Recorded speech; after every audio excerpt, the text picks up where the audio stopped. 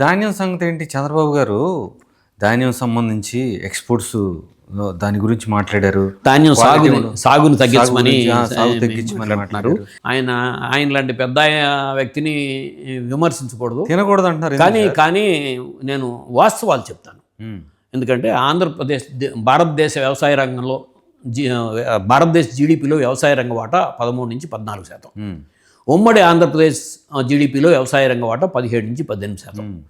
రాష్ట్ర విభజన జరిగిన తర్వాత మన సేవా రంగాలు, పారిశ్రామిక రంగాలు అన్నీ తెలంగాణకి వెళ్ళిపోయినాయి బికాజ్ ఆఫ్ హైదరాబాద్ మూలంగా. మనం కేవలం వ్యవసాయక రాష్ట్రంగా ఆంధ్రప్రదేశ్ ఏర్పడింది. ఆంధ్రప్రదేశ్ జీడిపిలో వ్యవసాయ రంగ వాటా 28 నుంచి 30%. అంటే అక్కడ క్లియర్ కట్గా ఇక్కడ వ్యవసాయం బాగుంటేనే రాష్ట్రం బాగుంటుంది అనేది. ఇక్కడ ఆంధ్రప్రదేశ్లో 3 ప్రధానమైన పంటలు: వరి, వేరుశెనగ, ప్రత్తి. ఈ 3 కలిపి మొత్తం పంటల్లో 80% పంటలు ఈ 3. ఈ 3 పంటల్లో తీసుకుంటే వేరుశెనగ పంట స్లోగా డ్రాస్టిక్గా వర్షపాతాల మూలంగా కానీ డ్రాస్టిక్గా తగ్గిపోతుంది రాయలసీమలో. అది రాయలసీమలో పండే పంట, రాయలసీమలో మాత్రమే పండే పంట వేరుశెనగ హై ప్రోటీన్ హై ఫ్యాట్ వస్తుంది. అంటే రాయలసీమ నేలలు భేద కాదు, వనరులు భేద. సో అక్కడ వర్షపాతం సరిగ్గా లేకపోతే వేరుశెనగ పంట విషయంలో ఇక అసలు ఏమీ రాదు. అదే వరి అయితే ఎంతో కొంత దిగుబడులు వస్తాయి. అట్లాగే రాయలసీమ మన దగ్గర పశురాసం అంతా కూడా వరిగడ్డి, కానీ రాయలసీమలో పశురాసం అంతా వేరుశెనగ కట్ట. సో వేరుశెనగ సాగు పడిపోతే పశురాసం పడిపోతుంది. అక్కడ వేరే ప్రత్యామ్నాయ నూనె గింజలు వేరుశెనగ పడిపోతే ప్రత్యామ్నాయ పంట అనంతపురం, సత్సాయి జిల్లాకి అసలు ప్రత్యామ్నాయ పంట లేదు. అలాగే వీళ్ళైతే కొద్దిగా కంది. సో వీటిల్లో ఎక్కడా కూడా మనం యూరియా వాడం అసలు. సో ఈ పరిస్థితిలో ఈ సంవత్సరం కూడా తీసుకుంటే రాష్ట్రం మొత్తం ఇప్పుడు మొన్న 17వ తారీఖు రిపోర్ట్ కాడికి 26 లక్షల ఎకరాల్లో సాగు జరిగింది. అంటే 31 లక్షల ఎకరాలు సరాసరి సాగు జరగాల్సి ఉంటే 26 లక్షల ఎకరాల్లో సాగు జరిగితే ఇందులో 14,35,000 హెక్టార్లు ఒరే. అంటే దగ్గరగా 55 నుంచి 60% ఒరే సాగు జరిగే రాష్ట్రంలో వరి సాగు చేయొద్దు. సో మీరు ఇది విత్తనాలు తప్ప ఎవరో తినరు, మీరు సాగు చేయొద్దని మాట్లాడుతున్నారు. నేనేం విత్తనాలు నేను తయారు చేయలేదు కదా. ఇప్పుడు మొత్తం పండించే విత్తనాలు మొత్తం మన ప్రభుత్వ వ్యవసాయ పరిశోధనా సంస్థల్లో, మార్టేరు వ్యవసాయ పరిశోధనా సంస్థ, లేకపోతే శ్రీకాకుళం వెళ్తే రాఘోల్ పరిశోధనా స్థానంలోనో, లేకపోతే బాపట్ల పరిశోధనా స్థానంలోనో వీటిలో తయారయ్యే విత్తనాలే కదా. ఆ విత్తనాలు తయారు చేసేటప్పుడు మీరు ఇంకొక విత్తనం తయారు చేసి ఇవ్వండి మాకు. రైతుకు కావాల్సింది లాభం రావటం. అది ఏ దాంట్లో వస్తే లాభం దాంట్లోకి వెళ్తారు. ఇప్పుడు మీరేమి ఆక్వాకల్చర్లోకి వెళ్ళమని ప్రభుత్వం చెప్పలా. ప్యాడీ జోన్లో ప్యాడీ తగ్గితే వెళ్ళే ప్రత్యామ్నాయం ఉంది ఆక్వాకల్చర్ మాత్రమే. దానికి దగ్గరగా 2 లక్షల హెక్టార్ల పైన ఆక్వాకల్చర్లోకి ఇప్పుడు వెళ్ళాల్సిందంతా వెళ్ళిపోయింది. రెండోది ఆ జోన్లో కొంచెం మెరక ప్రాంతాల్లో షుగర్ కేను. ఇవాళ కటింగ్ అండ్ హార్వెస్టింగ్ మొత్తం కాస్ట్లీ రాని పరిస్థితుల్లో షుగర్ కేన్ డ్రాస్టిక్గా పడిపోతుంది. అది ప్రత్యామ్నాయం కాదు. ఏమాత్రం ఖరీఫ్లో వర్షం పడి నేల బురదగా ఉన్నా, నీళ్ళు కాస్త నిల్వ ఉన్నా సరే వరి తప్ప రెండో పంట నిలవదు. సో కృష్ణా, గోదావరి, పెన్నా డెల్టాల్లో వరికి ప్రత్యామ్నాయం ఏమిటి చెప్పండి? ప్రత్యామ్నాయం లేదు. 2 మినిమం గ్యారంటీ ఉన్న పంటలు దేశవ్యాప్తంగా వరి, మొక్కజొన్న. ఎందుకంటే ఎంఎస్పి ఉంది, గవర్నమెంట్ ప్రొక్యూర్మెంట్ ఉంది. ఒక 100 రూపాయలు అటు ఇటు ఎంఎస్పికి వెళ్తున్నాయి. ఇక్కడ ఈ 2 పంటల్లో ఆత్మహత్యలు లేవు. ఇవాళ ఈ సంవత్సరం తీసుకుంటే దేశవ్యాప్తంగా 30 లక్షల పైగా హెక్టార్లు దేశవ్యాప్తంగా వరి పెరిగింది. 10 లక్షల హెక్టార్ల పైగా మొక్కజొన్న పెరిగింది. సో ప్రతి వేరుశెనగ పెరగల. సో మరి దేశవ్యాప్తంగానే ఉంటే మనం చాలా ఇంపార్టెంట్ పాయింట్ చెప్తాను. దేశంలో 55% మంది ప్రజలు తినేది వరి అన్నం. సో 45% గోధుమలు కానీ మిగతాది కానీ తినేది. ఈ 146 కోట్ల జనాభాలో 55% మంది తినే జనాభాకి దేశంలో ఉత్పత్తి 2024-25 ఉత్పత్తి గణాంకాలు కనుక తీసుకుంటే దేశవ్యాప్తంగా ఈ 55% జనానికి 1 కోటి జనాభాకి 18 నుంచి 19 లక్షల టన్నులు బియ్యం, రైస్ అవైలబిలిటీ ఉంది. అదే మన పక్కన విడబడిన తెలంగాణ రాష్ట్రంలో ఒకప్పుడు మనం విడబడేటప్పుడు దేశంలో 5వ స్థానంలో ఉండేవాళ్ళం వరి ఉత్పత్తిలో. యూపీ ఎప్పుడు ఫస్ట్ స్థానంలోనే ఉండేది. ఇవాళ తెలంగాణ 2వ స్థానంలో ఉంది ధాన్యం ఉత్పత్తిలో. వాళ్ళు 1 కోటి జనాభాకి దగ్గరగా 40 లక్షల టన్నుల బియ్యం ఉత్పత్తి అవుతుంది అక్కడ. కానీ వాళ్ళు వరిని తగ్గించమని అంటలా, సన్న బియ్యం పండిస్తే మేము భవనసిస్తామంటున్నారు. ఆంధ్రప్రదేశ్లో 1 కోటి జనాభాకి 14 లక్షల టన్నుల బియ్యం మాత్రమే ఉన్నాయి. తక్కువ ఉంది. ప్రత్యామ్నాయం లేదు. ఇప్పుడు మళ్ళీ తెలంగాణ ఎలివేటెడ్ సాయిల్స్, అంటే సముద్ర మట్టానికంటే 100 అడుగులు 150 అడుగులు ఉంటాయి నీళ్లు.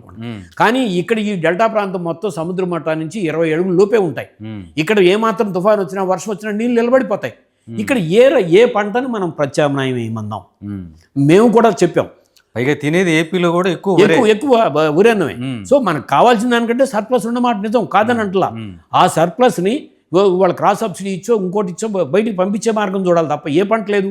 ఇప్పుడు మొన్న ఆత్మహత్యలు ఎక్కడ వచ్చినాయి? మిర్చిలో వచ్చినాయి, పొగాకులో వచ్చినాయి, సో మామిడి సంఘర్షణలోకి వచ్చింది, ఇప్పుడు తీసుకుంటే ఉల్లిలో వచ్చింది, అరటిలో వచ్చింది, సో చీనీ పంటలో వచ్చింది. సో వీటికి మరి ప్రత్యామ్నాయం ఏం చూపిద్దాం? సో హార్టికల్చర్ హబ్ రాయలసీమ, ఇప్పుడు హార్టికల్చర్ పంటలు మొత్తం వరుసగా ఇదవుతున్నాయి. సో అటువంటి పరిస్థితుల్లో వాస్తవానికి దగ్గరలో మీరు పరిశోధన ఇచ్చి మాకు కొత్త వంగడాన్ని ఇవ్వండి.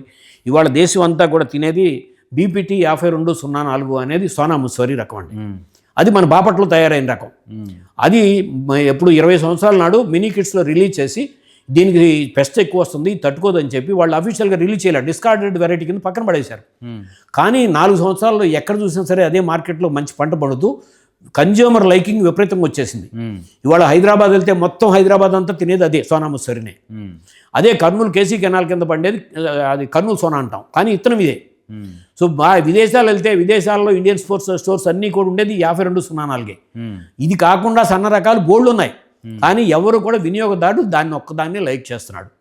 అది పొట్ట పగలు వండితే మెతుకు అంటుకోదు. ఇప్పుడు చైనాలోనో థాయిలాండ్లోనో శుద్ధ అయితే వాళ్ళు తింటారు స్టిక్కీ రైస్, మనం స్టిక్కీ రైస్ తినం. సో దాని 20 సంవత్సరాల నుంచి దానికి ప్రత్యామ్నాయ రకం ఇంతవరకు రాలా. సో మన మార్కెట్లో తయారు చేసిన స్వర్ణ నిజంగానే స్వర్ణమే. అది కూడా 25 సంవత్సరాలు 30 సంవత్సరాల నాడు వచ్చిన రకం MTU 7029 అంటాం. దేశం అంతా అనేక రాష్ట్రాల్లో పండుతుంది, 7-8 దేశాల్లో పండుతుంది. మన రాష్ట్రం నుంచి వెళ్ళింది, మనం వద్దంటున్నాం. మరి ఏమిటి దీనికోసం సరైన ఆలోచన? ఒక మెట్ట ప్రాంతంలో ఓకే, ఆ హార్టికల్చర్ జోన్లో పామాయిల్ కొంత ప్రత్యామ్నాయం వచ్చింది, అది రాష్ట్రం అంతా కాదు, ఏలూరు పార్లమెంట్లో కొంత వచ్చింది, దాని ప్రత్యామ్నాయం వెళ్తున్నాం. హార్టికల్చర్ ప్రత్యామ్నాయం ఉన్న మెట్ట ప్రాంతాల దగ్గర హార్టికల్చర్కి వెళ్ళమనండి. అట్లాగే బోర్వెల్స్ కింద సో ఎవరైనా బోర్ వేసి వరి సాగు చేస్తుంటే అక్కడ జొన్న బాగుంది కాబట్టి అక్కడికి వెళ్ళమని చెప్పండి. ఎందుకంటే 1 ఎకరానికి బోర్ వేసి వరి సాగు చేసే బదులు 1.5 నుంచి 2 ఎకరాల దాకా మొక్కజొన్న సాగు చేసుకోవచ్చు, లేకపోతే జొన్న సాగు చేసుకోవచ్చు. జగన్మోహన్ రెడ్డి గారి ప్రభుత్వంలో కూడా మేము అది చెప్పాం. అంతే తప్ప మొత్తం వాస్తవంగా స్టేట్ అంతా కలిపి ధాన్యం ఓట్స్ ప్రత్యామ్నాయం లేదు. సో ఒక బాధ్యత కలిగిన స్థానంలో ఉన్నప్పుడు బాధ్యతగా మనం మాట్లాడాలనేదే మా ఉద్దేశం. అట్లాగే ఇందాక నేను చెప్పిన దాంట్లో ఇప్పుడు ఇక్కడ చూస్తే వాటర్ బాటిల్ ఆ కంపెనీలో తయారైన తర్వాత ఆ బాటిల్ని కడగరు, ఆ వాటర్ పట్టేసి వస్తుంది. ఆ తయారైన నానో పార్టికల్స్ గ్రాన్యూల్స్ నుంచి శుద్ధ అయ్యి బాటిల్ తయారవుతుంది. నానో అంటే మైక్రో పార్టికల్స్ అనమాట. మామూలుగా ఉన్న ఒక యాటంలో నుంచి 100 రెట్లు ఇంకా చిన్నదైతేనే నానో అంటాం. ఆ బాటిల్ తయారవుతుంది. మనం టీ తాగుతున్నాం, ఇక్కడ వీళ్ళు ఇంకా కప్పులో ఇచ్చారు, బయట ఎక్కడికి వెళ్ళినా గ్లాసు, పేపర్ గ్లాస్కి లోపల వ్యాక్సిన్ కోటింగ్ ఉంటుంది, వేడి టీ పోయింగానే అది కరుగుతుంది. అట్లాగే ఫుడ్ మెటీరియల్ ప్యాకింగ్స్ ఇస్తున్నారు, వేడి సాంబారు ప్లాస్టిక్ కవర్లో పోషిస్తున్నారు. అనేక చోట్ల భోజనాలకు వెళ్తే పేపర్ ఇస్తారు, దాంట్లో 200 microns below plastic thin layer ఉన్న దాంట్లో భోజనాలు పెడుతున్నారు. వీటన్నిటి మీద దృష్టి పెట్టకుండా అసలు క్యాన్సర్కి ప్రధానమైన కారణం ఇదైతే, సో క్యాన్సర్కి యూరియా ఎక్స్ట్రా వాడితే పురుగు మందు వాడాల్సి వస్తుందని చెప్పండి. దాన్ని పరిశోధనా సంస్థల ద్వారా దాన్ని ప్రత్యామ్నాయం చూపించండి. సో మీరు దీనికి కొంచెం తగ్గాలి అంటే మనం కొంత ఆర్గానిక్ చేయాలి.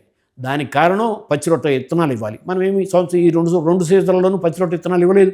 అసలు క్యాన్సర్ కారకాల మీద దృష్టి పెట్టకుండా మీరు జీలక విత్తనాలు కానీ పచ్చిరొట్ట విత్తనాలు కానీ వేసంకాలం సబ్సిడీ మీద సప్లై చేస్తే రైతు వేస్తాడు. అప్పుడు దాన్ని దమ్ము చేస్తే అప్పుడు ఆటోమేటిక్గా కెమికల్ ఫెర్టిలైజర్ కొంత డోసేజ్ తగ్గుతుంది. సో ఈ రకమైన దీని మీద దృష్టి పెట్టాలి. కానీ ప్రాక్టికల్గా సాధ్యం కాని దాని మీదకి వచ్చి ప్రపంచం అంతా వాడే దాంట్లో మనం ఒక్కడమే ఏదో ఇదిలోకి వచ్చామని చెప్పి మాట్లాడే దాన్ని ఇప్పుడు ప్రపంచంలో వరి పండించే దాంట్లో మనం ఒక్కడమే కాదు, ఇవాళ థాయిలాండ్, వియత్నాం, ఇండోనేషియా, అట్లాగే ఫిలిప్పైన్స్, పాకిస్తాన్, బంగ్లాదేశ్, చైనాలో ఇవన్నీ వరి పండించే దేశాలే, అత్యధికంగా పండించే దేశాలు, మనకంటే యావరేజ్ హైబ్రిడ్ రైస్ పండించే దేశాలు.